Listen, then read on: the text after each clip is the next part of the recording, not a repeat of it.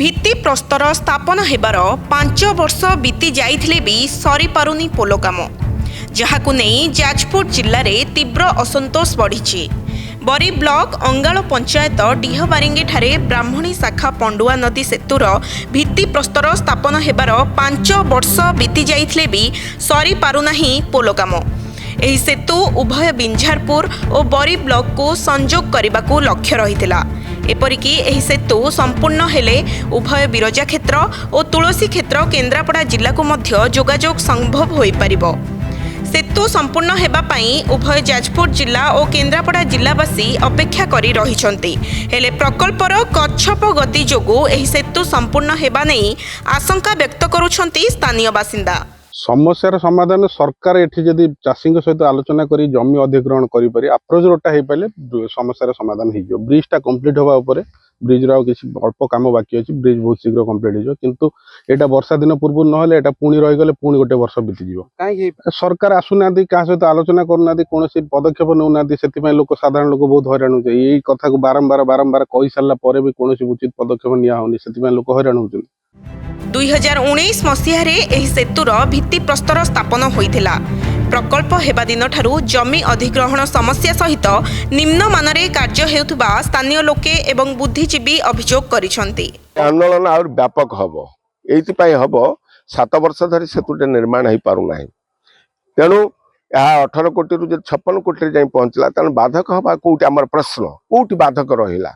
जोटी जदि बाधक रोचे जमी बाड़ी संक्रांत किसी तान से बाधक प्राय आम बुद्धिजीवी महल अच्छी आमर आंचलिक उन्नयन परिषद सदस्य अच्छी सहित संजोग करंतु जोगाजोग रखंतु आर समाधान हो पार।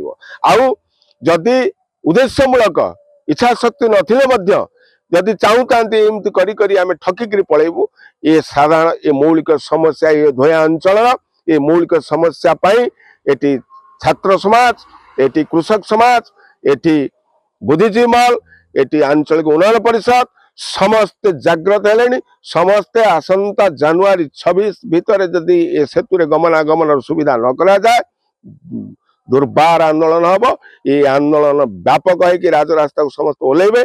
एथिपाई विभागीय कर्मकर्ता वृंद दायी रहिबे, विभागीय अधिकारी मध्य दायी रहिबो, ठेकेदार दायी रहिबो। एई ब्रिज हे गेले आपनकर जाजपुर केन्द्रापड़ा रो 5टी ब्लॉक आपन आली पट्टामुंडई बिंझारपुर आपनकर डेराबिस एई ब्लॉक माने सब चलाचल करिवे। आपनकर मुख्य दुईटी जिनस लाभवान हेबे।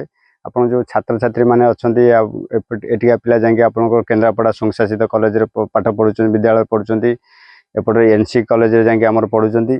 शिक्षा व्यवस्था सहित आमर संस्कृति पर्यटन आपन बिरजा क्षेत्र को जो तुलसी क्षेत्र जो कहउचंती माँ बिरजा क्षेत्र जो बलभद्र क्षेत्र को कम्युनिकेशन हो जहाँफल यही रास्ता बाटे आप कटक भुवनेश्वर जाए आपको 30 ରୁ 40 किलोमीटर कमिज।